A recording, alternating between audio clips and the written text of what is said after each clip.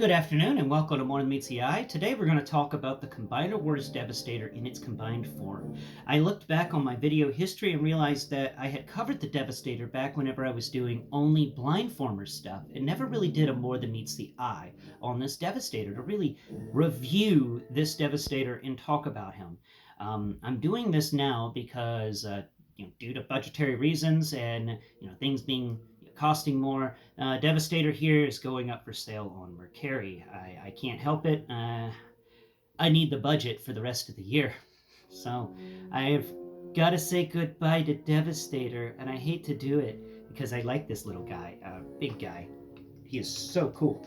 But, you got to move the channel forward, and sometimes you got to make sacrifices to do things that you love. And what I love is doing these videos, so I will gladly make this sacrifice to bring more of these videos to you. So his gun is, we'll get into talking about him, and his gun is like the only accessory that you can consider him having, and it's a really weird one. I mean, the gun's really cool, but it's just how it's built is just odd. So we can actually put the gun in his hand. That's pretty easy to do. And then it closes. Like, it's built for the hand, Though, sadly, you can't get his other hand to actually get up here and rotate around to hold the gun. You can, but sometimes it falls apart. That's kind of the negative on him. I don't like the way the hands are put into place on this guy. But for the most part, he is pretty good. I just wish the hands stayed on better. So we'll move the gun. The gun is actually two parts. You see, it's two separate guns that get stuck together. And they all fit on long haul. There's Bumblebee's little guns right back over there with Bumblebee. Okay, so that's the gun. The head's articulation is pretty good. You can look down with it. No, you can't. It's on a swivel, so you can look left, you can look right, and due to transformation, you can pull him up and look up, but not really much more than that. He is kind of bent backwards or forwards just a bit, but that was mainly to help him, support him when I walked away. I am terrified of this guy falling backwards while on my table. He's got some articulation, so let's go over the articulation. You've seen this articulation here, and that panel's coming out. Hey, you're not supposed to come out. Go back in. There you go. Okay, so his shoulders can rotate. Not much, though, sadly. The connection point where the shoulders connected is pretty sturdy, but it's also doesn't really, you can rotate the hands up and, crap, I just messed that up. So you can get some rotation in there, but be aware you're going to have to be very careful about how you pose this guy. It is Combiner Wars, so it doesn't like to stay together as much as you may think it would. Just kind of a shame. But, so there's that, and that piece is not coming back together now. Come on, get back in there. Get back in there. It's okay. We're all friends here. There you go. Ah, nuts. Pushing it back in there allows this part to unconnect from itself. Crud. So yeah, I like this figure a lot, but I don't like how much you have to be careful around him. If you move something too far in any direction, you're just going to disconnect stuff. And that is a shame because he's got some cool stuff about him. Anyway, so that's the right arm. The left arm is made, the right arm is made with scrap metal here, I think. And the left arm is made with the bulldozer. And the left arm here, there's not really much of an elbow because the elbow's down here towards where the hand connection is.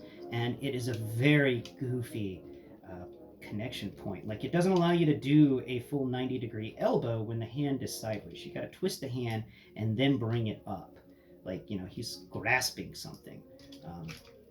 And of course, the hand falls off occasionally when you do it like that. You can do it like this, where you can rotate it where his hand is actually at the top and he's palming something down. That's the best way to kind of display the elbow joint there. It is a terrible elbow joint. Down here, we've got all sorts of beautiful stuff.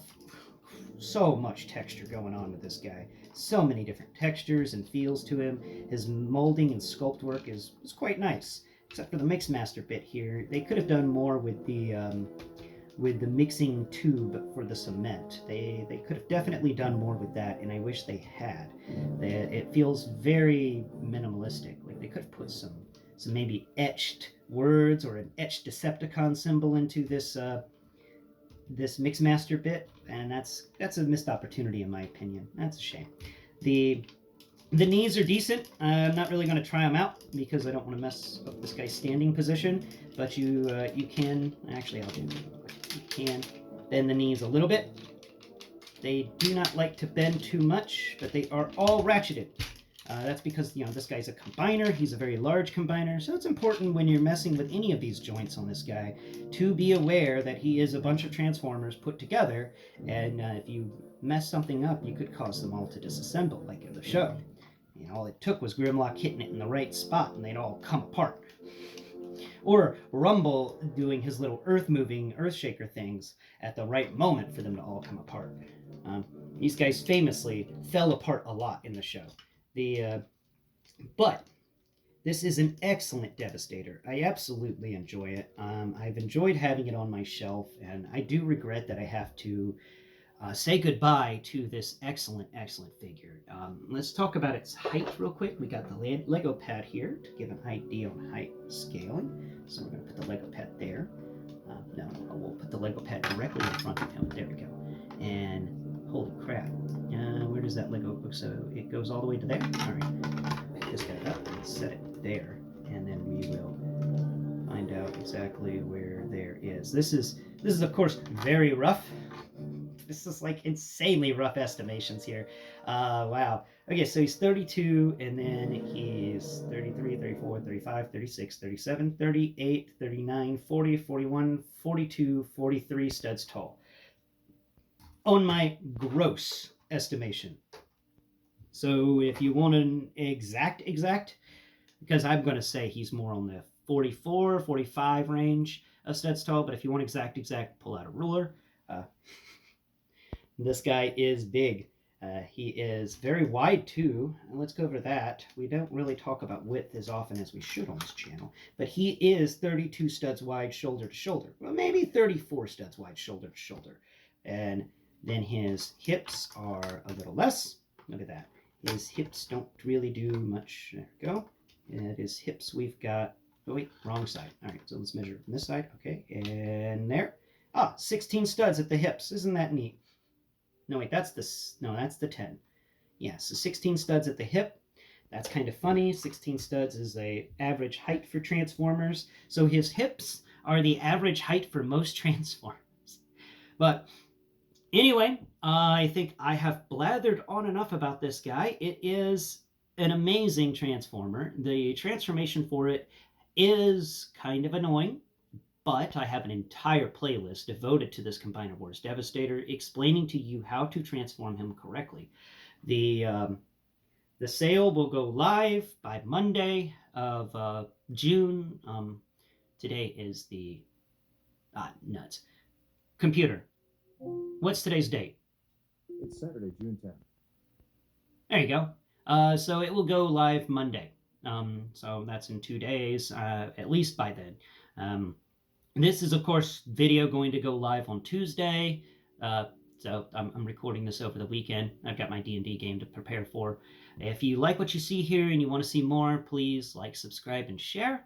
And yeah, I'll get busy disassembling this guy and recording the next video of all the parts and pieces together. I don't know if I'm going to do individual robots for this More Than Meets the Eye thing, but I may do that just to just to have it all out, just cover everything.